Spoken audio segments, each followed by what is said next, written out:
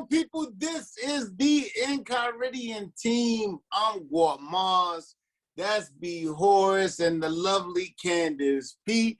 We got a special guest with us today, Mr. Byron Lewis. What's up?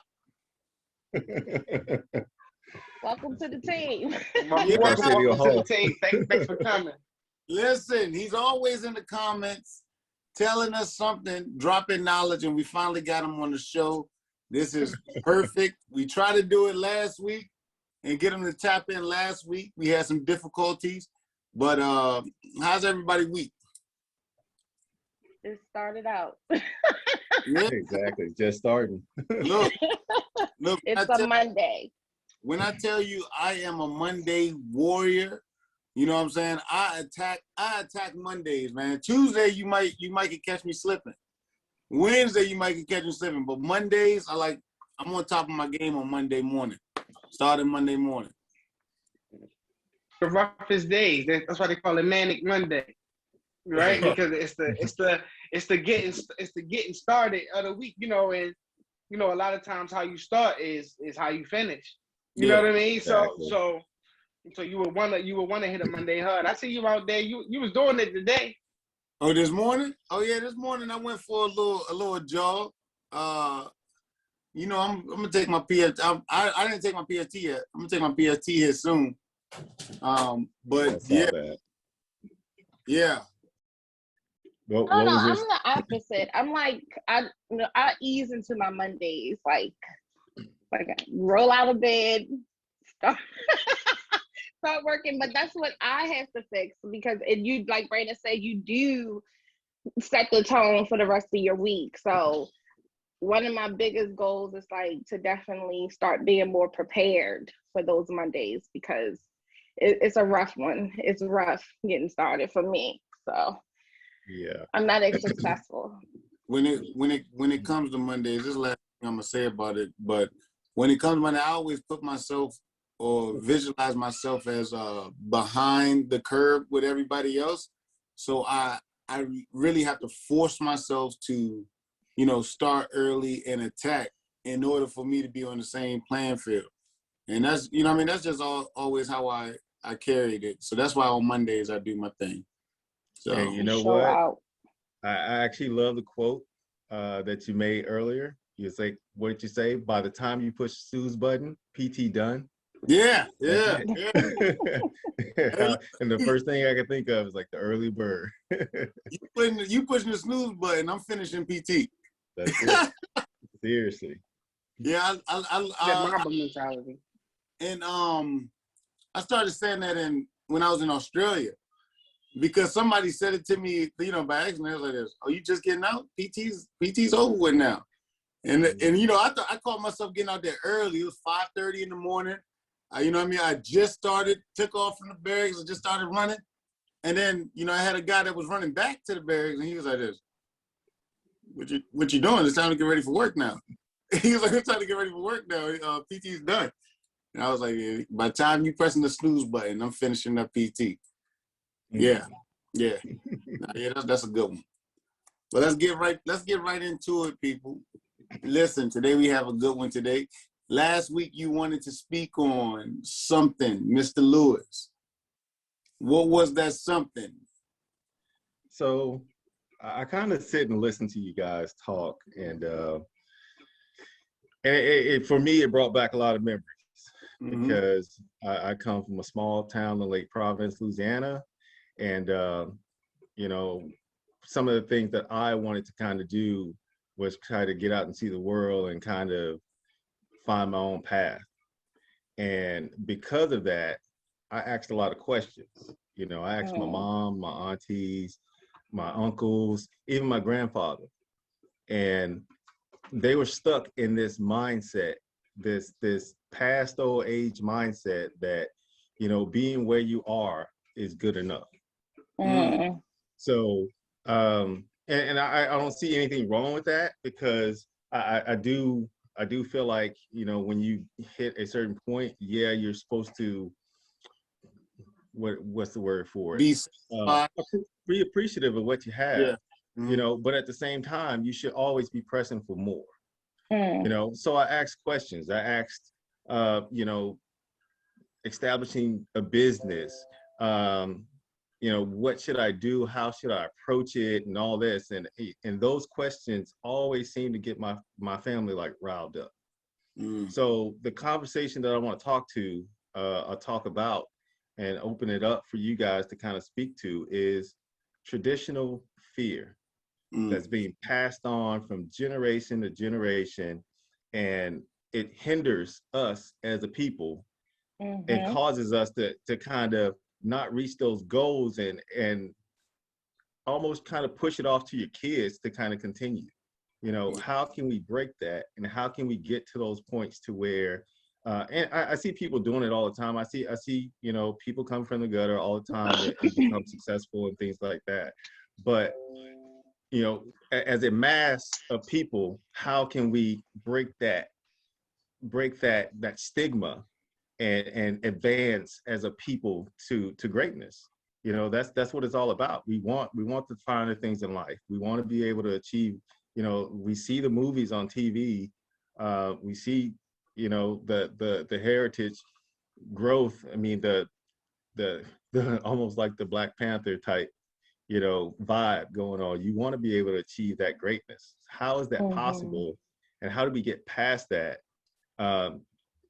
with the traditional fears that we have in today's society? Well, I'll go first because I don't want to have to raise my hand. But I just to speak to the first part of it, of, you know, what our family and our loved ones from the older generations, that they put their traditional fears onto us. But I think just as a historical look from it, coming from slavery and then like sharecroppers and segregation, those type of things, I think in the past that was good enough because you know, they had that the society tell them, well, this is all that you can have. Or even when you look at when we had our own towns and they were millionaires and billionaires, well, millionaires in the sense at the time, and it was taken away. So I think some of those fears get pushed into the next generations because they don't want us to go through the same things that they went through. And also they feel like some of them felt like this is as far as they can go. So, you know, I look at my family who root back to Roxborough, North Carolina, where it was sharecropping, and, you know, they migrated up to the north. And it was just, and the feel I got growing up, it wasn't necessarily get your education. It was basically get a good job. You know, yeah. Get a good job and get some good benefits. And to this day, I mean, I did go the entrepreneurial route where I was a hairstylist, and I'm going to be an independent makeup artist. But that was it. It was just get a good job so you can live a comfortable life or marry well, you know. And it hinders you because you fall into that trap because you feel like, okay, well, if I get a better job than my parents, or if I get a better job than my grandparents, then I'm successful. And it's not to knock anybody, but it doesn't push you to get to that greater potential that you can get to. Exactly. Morning, huh? That's a tough one. Like he's like delayed. Are you delayed? Me? No, Brandon. It's something going on. So go ahead, Marshall. So for me, the way that I grew up, it transitioned when I got to high school. So when I was with my mother and stuff like that, I basically just we was taught to survive, you know what I mean? Keep your head above water and things like that. And it was, and without knowing that that's all we were really taught, is just keep your head above water, you know what I mean? You can make it, you know what I mean? That you can make it type attitude, not hey, there's more out there for you. You know what I'm saying? It wasn't when I moved with my father and I was in a diverse area, you know what I'm saying, where I'm seeing how other people are living, and I'm like that, hey, this how you living? Oh, this how you living? Oh, wait, possible for you to do that? You know what I mean? You said you applied to school where? Right. You know, and it's like, oh man, I got to do something. Then that pushed me a little bit further. Then I joined the Marine Corps, and I see this person's going after this goal. You know what I mean? Regardless of what their background was, this person doing this person doing that. So then I started thinking like, I got to break something in my family. You know what I'm saying? I got to break something, and you know, my cousin Tonisha actually, she went to college while I was in, and when she went to college, it was like this. Wait a minute, what's going on right now? What happened then? Every last one of her sisters after that, they went to college. They all pledged in the same sorority. You know what I'm saying? And it started a trend, which made it my little cousins want to go to college. You know what I'm saying? Which made me want to continue doing without, you know, maybe like, you know what? I stepped out. Now everybody else is stepping out. This is, you know what I mean? And it's going to continue to happen, and we're going to continue to elevate. But you're right, man. We weren't taught to keep pushing. Well, most of us weren't taught to keep pushing and to keep and challenge ourselves. Oh my God. Yeah. No, I just wanted to throw in, because I know Brandon has something to say, but I do want to throw in another traditional fear from my family, at least, or not necessarily my family, but a lot of people can relate to it. Or you going through school and it's don't get pregnant, you know, don't have a child before a certain age or in your teenage years. So I think my mom in general, because she was a teen mom, when she had my oldest brother, it was her trying to break that generational curse and also traditional fear of don't get pregnant while you're in high school. So I think for me, that was one of my biggest goals in high school, is like, okay, let me make it out of here without getting pregnant. Wow.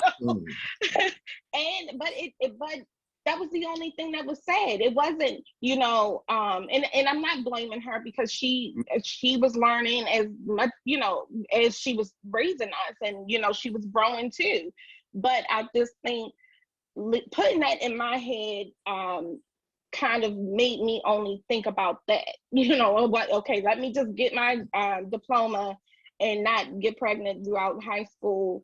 And it kind of put me in a box where that was the only goal that I was really thinking about. And I think that's a lot of people can relate to that. Definitely. Brandon, we waiting. What is wrong? We can't hear you. He's on mute. Well, I don't think he's on mute. It doesn't look like it, but He get AirPods out, because that's what I had to do. Nope. No. Okay. Oh, man. Don't know what's going on. But, you know, but like I said, I think those traditional fears trickle into what, like I said before, what society expects of, especially if you're a minority, not going to college, trying to get a government job so that you have a decent job. You know, some people, depending on where you're living, it's just bare minimum things that they want to achieve, and it still puts you in that traditional fear, because some things is just getting your license and getting a car, you know, Yeah, or just living paycheck by paycheck, where you're scared to go out and be an entrepreneur because you have that security. So it comes into play in so many aspects of your life, and just trying to change the cycle and change your mindset of things. That's hard to do, you know, especially when you have your great grandparents or your great aunts and your aunts. You see all of that as a reflection, and sometimes you don't want to shame them when you are moving on, you know, because that's good. That's good. That's really good. That's really good. I mean, for me, like, I grew up under my stepfather. So for him, the job that he had, he worked on tractors and I guess on the on season, he did sharecropping for other people. You know, he worked the fields, running the tractors and things of that nature. Like even when I was young, I found myself out, you know, hanging out with him on a tractor, you know, learning the ways. And I at the time I was just having fun. I didn't know that that was the cycle that he was meaning for me to kind of grow into. And I think he found it disappointing when he realized that I wanted more. You know, I wanted to kind of break away from that and join in the military and you know, doing things like opening businesses and things of that nature. You know, because he was at a certain age, he was that guy that I kind of leaned on and asked questions. And when I couldn't ask him any questions anymore about certain things, because, you know, I started to get these answers like, hey, you know, you don't need to do that. You need to just chill and, you know, relax, and you need to sit down somewhere and you know, relax your nerves and things of that nature. Those were the questions that he couldn't answer for me. And slowly but surely I started to evolve, and he started to see that, you know. So it did create a bridge between us. I mean, even today, I think it's still a bridge between us where we don't have that communication, because he feels like I've elevated so much. And for him, he looks at it as if, you know, I've changed. Yeah. You'll get that quick. Yeah, you changed. I can't relate to you, and, you know, things of that nature. And I just try to be as down to earth as possible and show him that I still care. But in a sense, you know, it does create a divide. And I mean, it doesn't help at all when it comes to family relations. But but that's my question. How do we break that? How do we, you know, keep the chain linked and still evolve and grow in what we do, and still be able to, as like I said, as a people, being able to rise and elevate our status, because now we are getting to the point where we're getting the jobs that we want. We're in the fields and getting the degrees that we want. Throughout these last few years, I've heard so many first African Americans doing so many great things. So many firsts. And, you know, just to be in this era and this time is a big deal, even with the president. That was a great American first. And now we have first women, African Americans, going into outer space. You know, so many first women taking over colleges, being presidents. I mean, even Vice President Kamala Harrison. You know, big deal. All these are big deals. But we have to find a way to kind of encompass the older generation, because they're stepping away. They're stepping away from what we believe in. And you can see the divide, because the music changes, the clothes, the way people dress change, the attitudes change. The younger generation doesn't respect the older generation. We're seeing a big divide right now. And, you know, that's I think, and it is because of, I think the younger age is rebelling against some of those generational curses that we've been placed on, you know, fears that we've been placed, like, you know, we've been placed in this box and we've been told to do something a certain way for so long. We haven't evolved. And now you can see pushback, you can see the evolve, you can see, you know, everything changing, and it's a lot. It's not for the best. I can say that because, you know, I'll say the wayward is not being guided the way they should be. And that's where that older generation comes in. But they have to be open to kind of accept change. Absolutely. To realize, you know, 40 years ago, we could never have had a Black president. Now we have a Black president. So now things are possible that you couldn't have fathomed, you know, in the years past.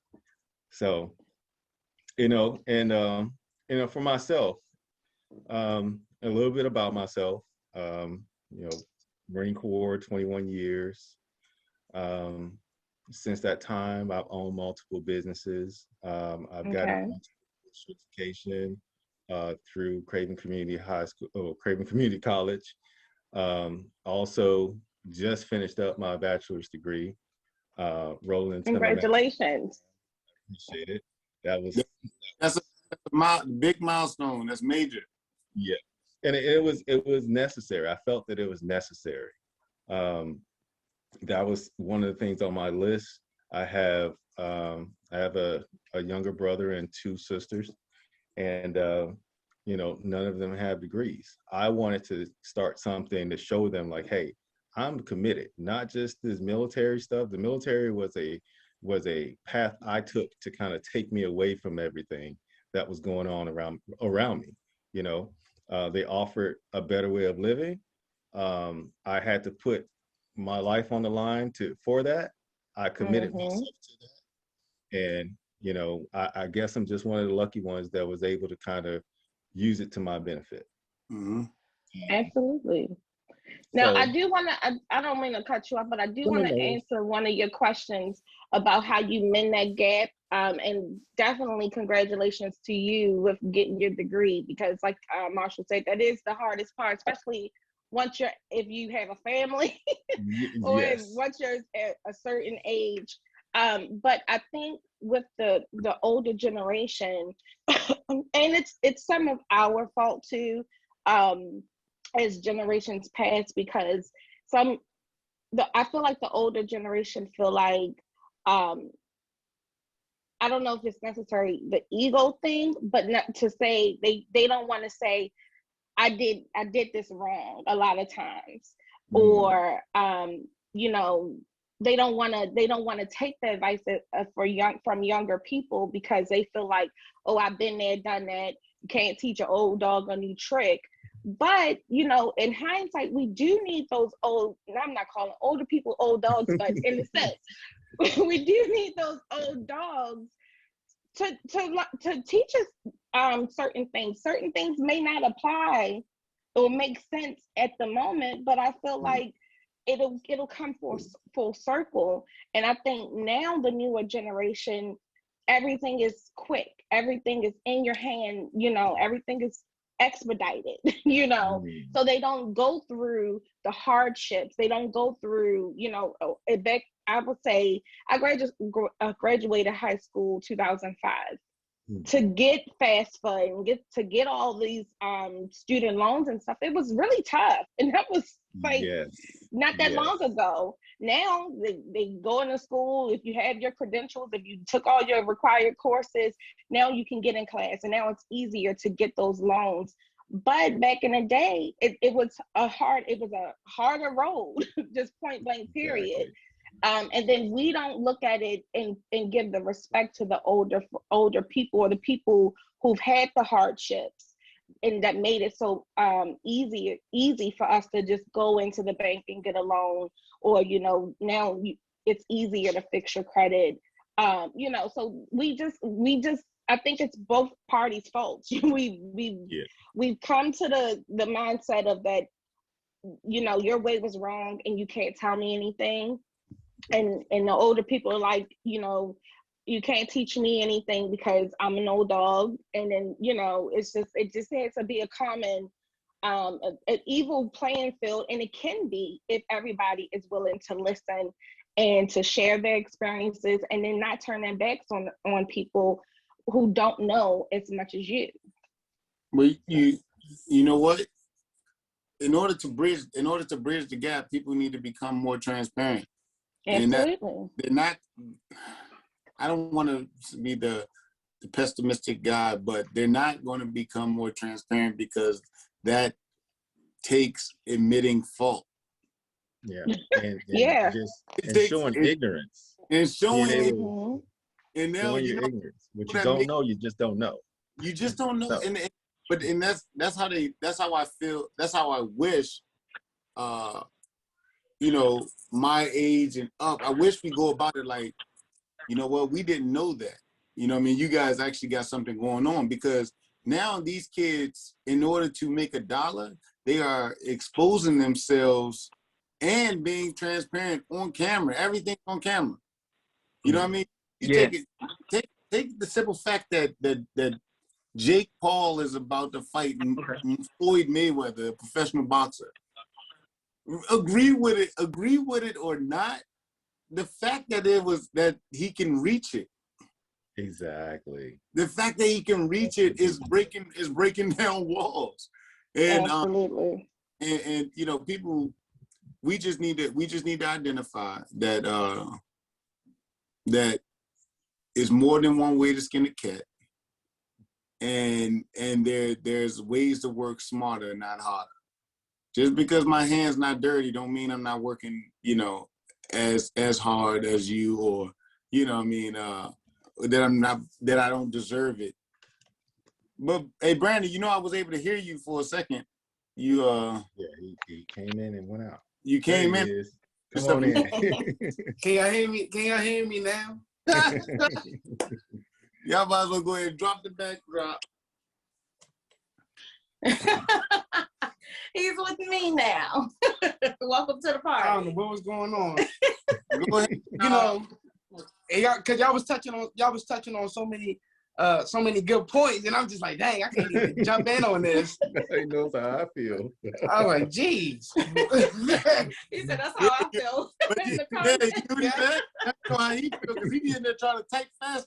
I was just like, oh, that's another good one.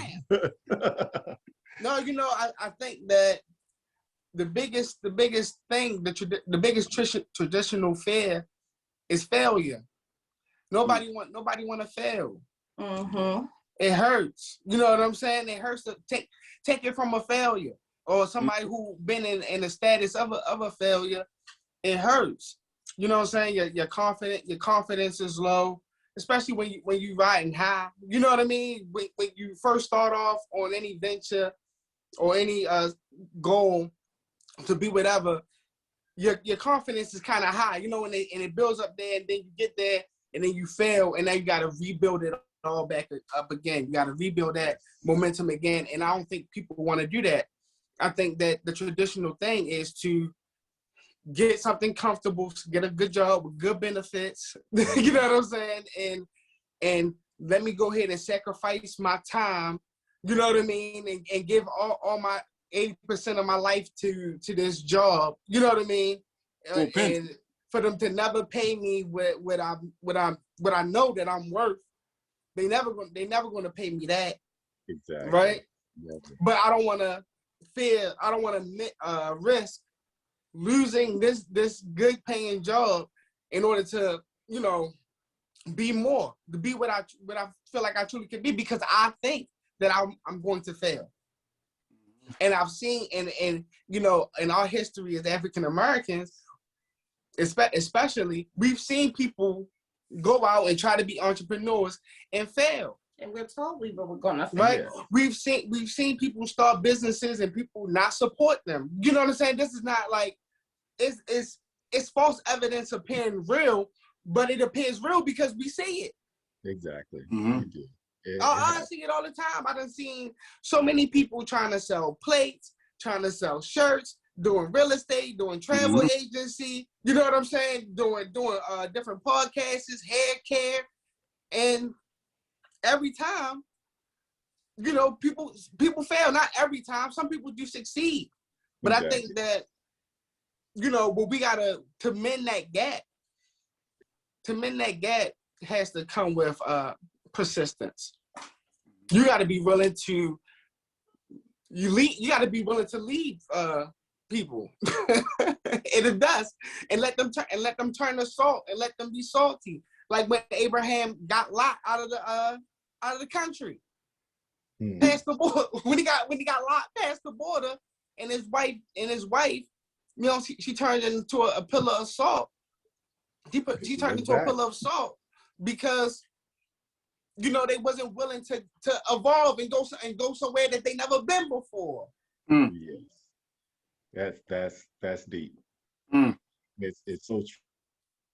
Wow. Can I jump in here? Go ahead. So I think, like, definitely what you're saying, that failure, that what is it? Fear of failure. I think what the older generations forgot to tell us is that you're going to fail. You know, like, you're going to fail, and it's okay take this as a learning lesson, like we say so many times throughout the podcast. But I just think if we're willing to listen, if we're willing to put the work in, not just for ourselves, but we're doing it for a bigger picture. Like our saying is that we're not just doing it for us, we're doing it for everybody. You know what I'm saying? We're doing it to help everybody. No matter if you listen to the podcast or if you don't, or if you stumble on it or whatever. Like we're here to make our community great, build our community. And I think people letting their fears get in the way is destructive. You know, it's destructive to the mentality. It's destructive to your drive. But we got to be bigger than that. We gotta know that just comes along with it. You know. Yeah. So you know, I just think it's a community effort to be greater and to do better. Nobody does it by themselves. Listen, man, every hero fail. Yep, that's true. Come on now, every Batman got a Joker. Mm-hmm. So it's always gonna be a point of failure. But if you pay attention, it's also a point of triumph too. And you got to keep pressing forward. Go ahead, Marshall. And really, like honestly, it's the push past that failure is what's going to make you successful. Yeah. Make you who you are. Yeah. Push past that failure was only to launch you to say, oh, you really do deserve this. Mm-hmm. You know, and it was only to launch you to that point where it's like, okay, I was down. Now look at me now. You know what? And people don't want to give up being comfortable. Mm-hmm. You know what I'm saying? You're gonna have to give that up, and they fear losing that comfortableness. I said that not too long ago. When I first shaved my head, yeah, I made the post and said, "It's time to get comfortable with being uncomfortable." Yo, it's shiny. You know what I'm saying? This is a little. You shining. But I think that goes into the next topic of definitely letting that fear of failure fuel your success. So I think I just said that completely wrong. No, I think that was good. I mean, you know, I think that as we acknowledge that failure is going to happen, you're using it as that's experience points. Mm-hmm. You know, it's experience points. It's what is going to get you. You don't. What did Edison say? Mm-hmm. It's not. It wasn't times that I failed. It was times that I learned that wasn't right. Yeah, I didn't fail. I learned a bunch of ways not to do it. Exactly. Right.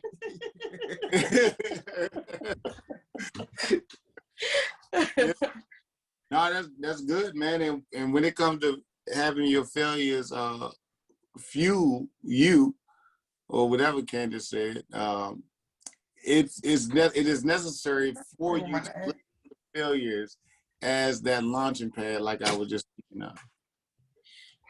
And I think that when we be honest with ourselves and say, okay, I am going to fail. I'm you know, this is a part of the process.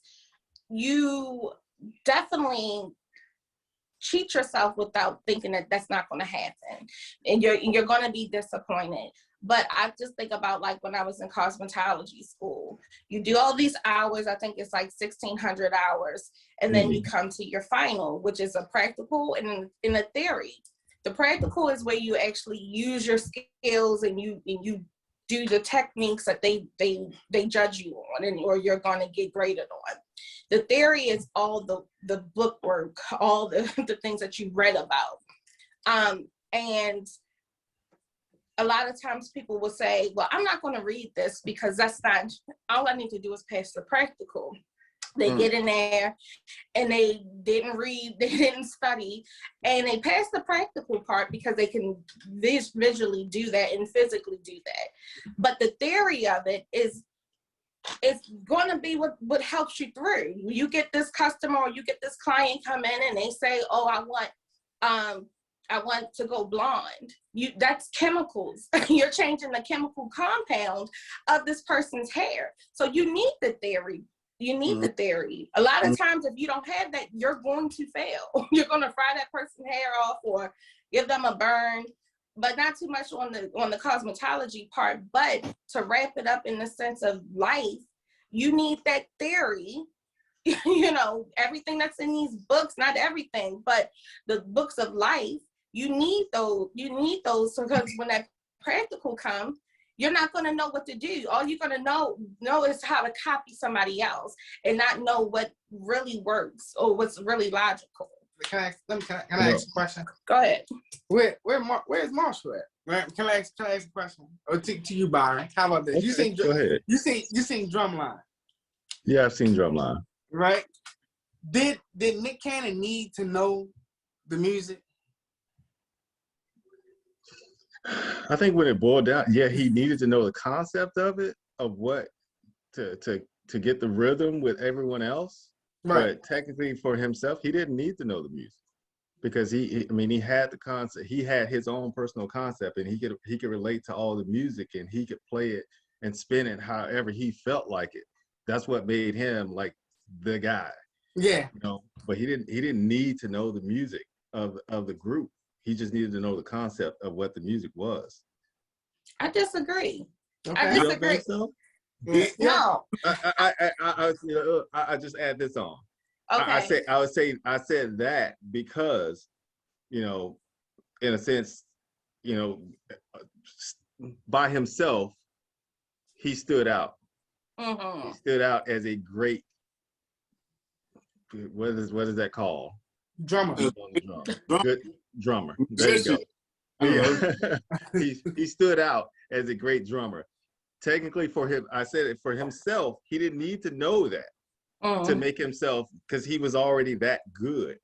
Right. But as a group to understand the concept, he had to know it. You know. But see, this is where I disagree, because I feel like if you're not no matter if you're by yourself, if you're an individual, or if you're a group, right?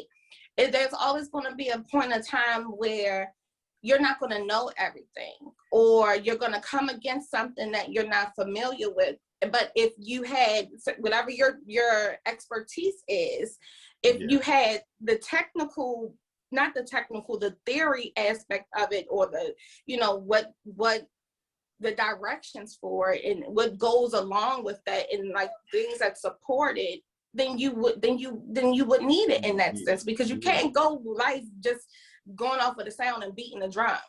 You got to have some type of proper training. He was that nice. Well, no. Yeah, he was that nice.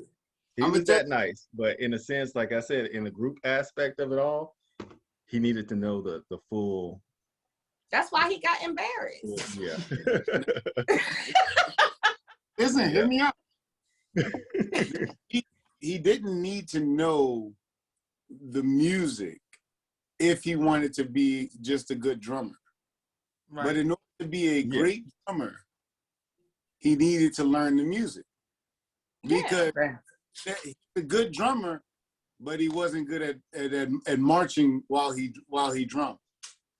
He's a good drummer, but he couldn't teach somebody how to bang the drum. You know what I'm saying? Yeah. So he needed to, in order for him to elevate, he needed to learn the music. But talent-wise, to hear that he got it and this kid is going to be our franchise player, he didn't need to know it when it comes to that. Yeah. And I could add on to that by saying, like, that is the main thing why we see a lot of failures in businesses. The Marine Corps, and you guys, I'm only saying the Marine Corps because we all been associated to the military. Right. Yeah. They teach you to, you know, to kind of plan ahead for those issues that may come, Yeah. and how to approach it, what you should be doing to avoid it in certain cases. And if it's going to happen, this is the plan that we're going to do to try to fix it. A lot of people don't get that knowledge, and especially my brothers and sisters, like I go back to that generational curse that happens. Like, they don't know what they don't know. Right. And just for instance, I can go down a rabbit hole a little bit. So I was talking to one of my lieutenants this has been a month or so ago. He was telling me about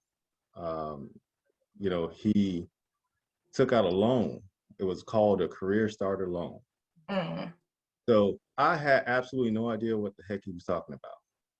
So I was like, I stopped and was like, what are you talking about? Career starter loan. So there's actually loans out there that they give you to start your career. Right. Yeah. They cut them $50,000 based off their ethnicity. Wow. Damn. Because they're most likely to succeed. $50,000 toward whatever it is. Nothing. It's not toward a car or a house or anything out there. But this is just to get your life together and figure it out. In my mind, that emoji with mind blown, that was me. Yeah. I was just like, are you serious? So, it's just, if you don't know, you just don't know. But, to go back to what I was saying, the Marine Corps gives you all that knowledge. A lot of people don't have that knowledge. So they don't know how to plan down the line. All they know is, I need X amount of product. I need to get this set up. I need to get X, Y, and Z taken care of to get these doors open to open my business. And then as time goes along, if money doesn't come, they don't know how to market. They don't know, how to go to angel investors to keep their business afloat. They don't know how to apply for these these loans through banks and then get it approved through SBA for a lower interest rate for funding. They don't know about all that stuff. There's a lot of stuff that plays into it, and that's what I lean back on, because that generation, that information doesn't get passed, and it's not their fault, and that's the big issue that's happening in today's society, because you should be able to lean on your fellow brother.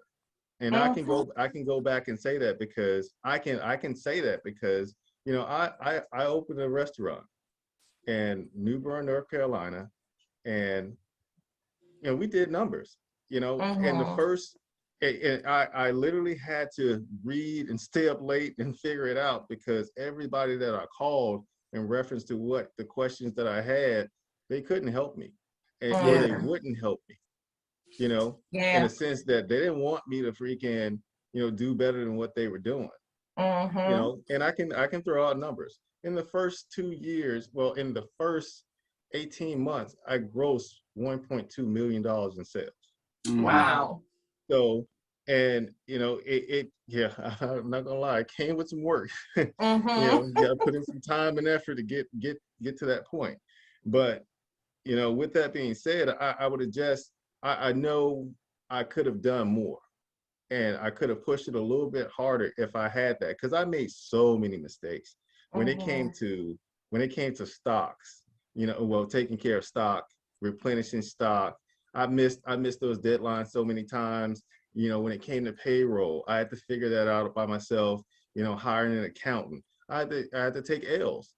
I had to take a few L's to get to that point. And I, even today, with everything that occurred, because there's things happen, and I had to stop and start over. I took a major L, but in the same sense, I felt like I learned so much, and what kind of confirmed it, because we in New Bern, they do, and I'm trying to get a few guys, some guy added on to that list to kind of join in on those. They do business meetings, and they do just business outings with, they have a group called the Young Entrepreneurs for New Bern, and they kind of coordinate together and bring out other entrepreneurs and business owners, and they kind of just bump heads with ideas and you know, collaborate, investing, all that. And when I tell you it all happens, it all happens. You know, my business was shut down and I'm just in there enjoying myself. I had some random guy that owned freaking multiple businesses. Hey, you're such and such, right? I was like, yeah. Hey, when you get time, I want to sit down and talk to you. You know, my mindset when I was done with that restaurant, I wanted nothing else to do with restaurants at all, because you have no idea how much work goes into it. When you want to do it right, and then, you know, you up to code, up to standards, and, you know, everybody can see your grades and all that stuff on the internet. Right. You want to be perfect. So that was my mentality. Every time I went into and that wasn't the only business, but, you know, that was my mindset. And you're going to take L's, but it's never starting from the beginning. A lot of people, you got people that, I had people that I inspired that I had absolutely no idea I inspired. It was mind blowing, because I would have like random people come to me in church and say, hey, you're Byron, can I talk to you for a moment? And questions about business and things of that nature. I got seminars I got invited to in the colleges and things of that nature. You never start from the beginning. Right. So it always takes that first step. And like I said, what always gets me is, you know, I never had family related, because now I got family through teachings and learnings, and, you know, successful people that I can always call on now to say, hey, you know, I'm thinking about doing this. What do you think? Right. It's great to have those people. You know, and you know, I'm sorry. You go ahead. I'll let you finish. Like I said, it's. But I know I spin the wheel a little bit, but, you know, my thing is like there has to be, we have to come up with a better way to kind of, you know, get that knowledge out there, you know, and then the other entrepreneurs that are actually engaged to be able to share that information without feeling like the next person is going to come take what they have. Right. That's the biggest thing I saw, you know, going up through the ranks. And you know, it was when you become an entrepreneur, it's color goes out the window.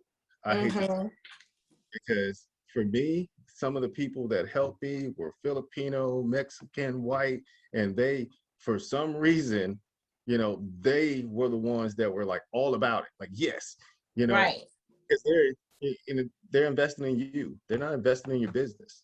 You know, they want. I'm sorry. I just want to jump in there, because it's that crab in a barrel mentality that, like we said, a lot of the older generations have. Like, you know, this is what I got, and I'm gonna take it, and this is how I'm going to be successful, and everything else is competition. The beautiful thing, the most beautiful thing that I heard you say with that is that now you have, like you say, you have a family outside of your, you know, your own, your natural family that helps you in your community, helps you learn more and build more. And I think the change that you're looking for, and so many other people are looking for, it starts with you, you know, building that community around you where it's not just Black people, it's just not Spanish people, it's all walks of life that can help contribute to your goals and learning more. And now with what we have, all this technology that we have from the TikToks and, you know, Instagram and Facebook and Zoom, now we're able to get that message out broader to so many more people. Yes. So I think that's the best thing about it. Hey, we're going to take 1 second to go to our first sponsor, Exo Pacial. Oh. Let's go. Yeah.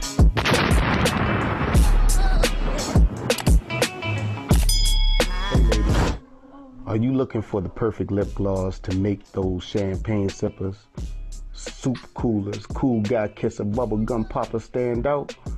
Well, look no further than the elegant products at Exo Pacial. Try the Posh with its light orange dreamsicle tone and gold glitter accent that make it the perfect lip gloss for those who love the nude shade. Or try Snob with its pretty light powdered pink finish made for the snobbiest XO babe. All products are handmade, vegan, and cruelty-free. Order yours today at exopashiao.com. That's exopashiao.com. Exopashiao. That's Portuguese for passion. Enjoy.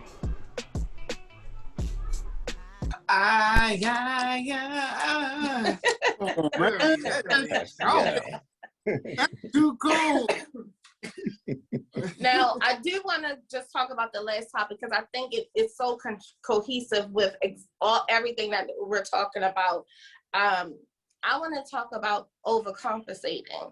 And when we think about overcompensating, we think like, somebody's doing too much or what don't they have, But I think when you're overcompensating, in your business or in your life, you're taking more responsibility. You're putting more load on you.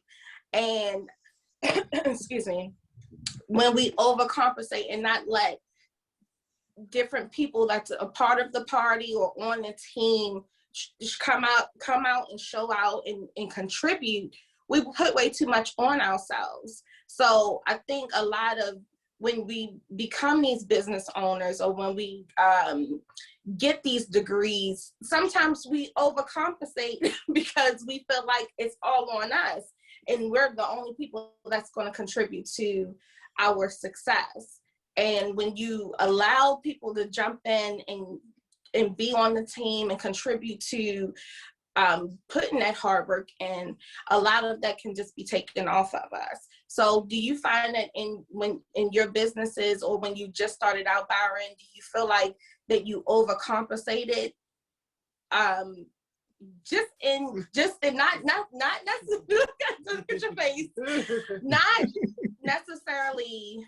It's not with the negative tone of overcompensation, but do you feel like you overcompensated in your responsibility because you felt like maybe the team wasn't around you to help carry out your goals? So specifically in business, as an entrepreneur, as you open or you come up with this thought process in your mind of how I've always envisioned that if I could come up with a business in my mind, I can probably make it happen. Okay. From A to Z. So when I put it out there and I start to kind of get the word out that this is what I'm doing, or if I'm opening the doors for the business, I am the father.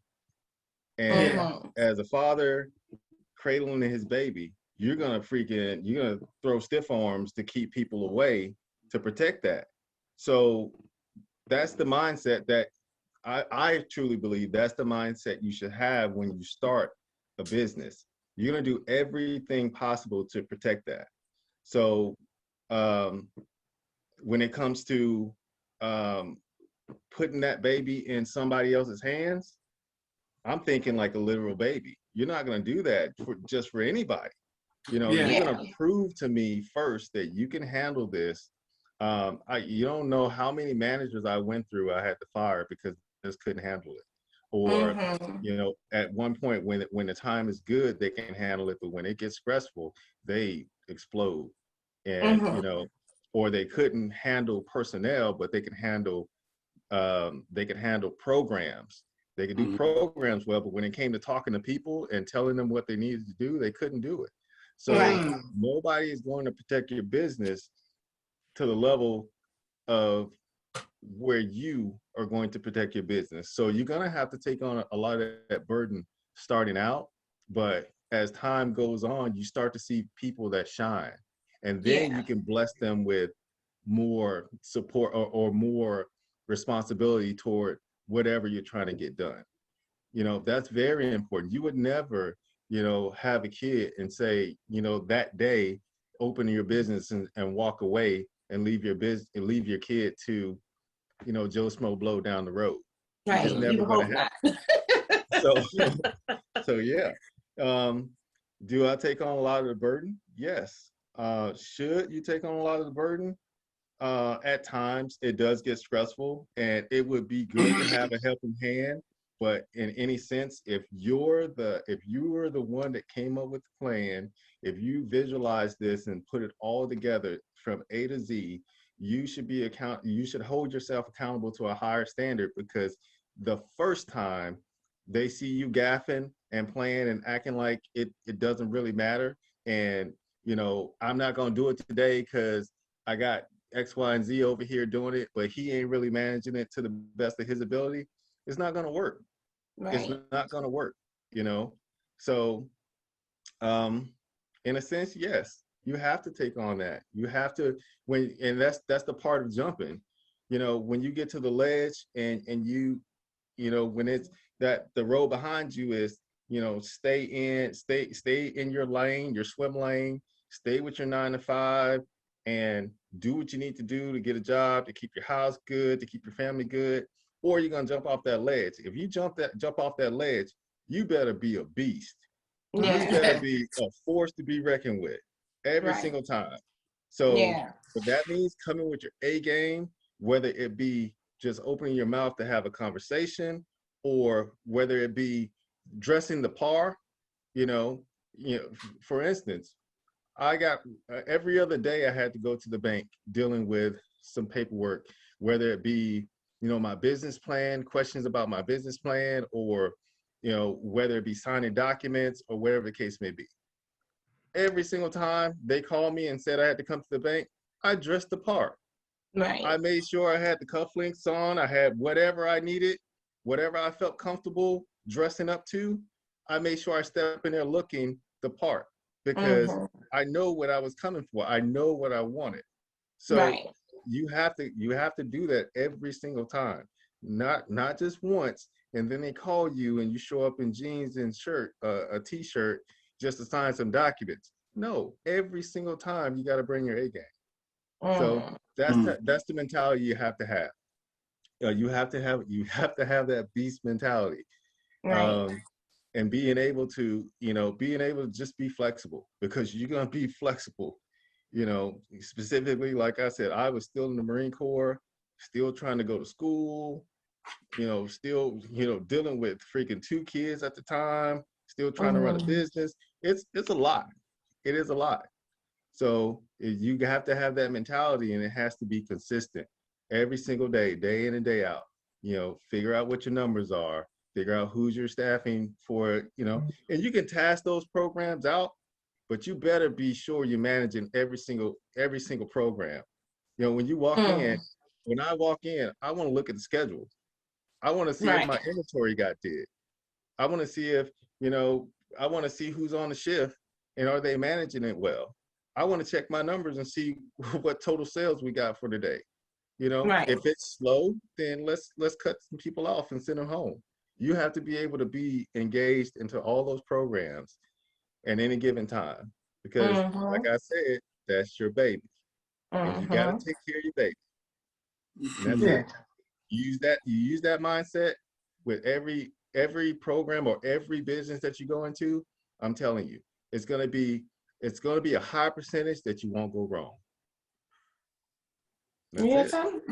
Yeah. I mean, you said it the best. No, you know, I think that in a sense, people might say that it's overcompensating, but you know, I think that, you know, responsibility and opportunity comes to those people who are willing to bear the burden of leadership.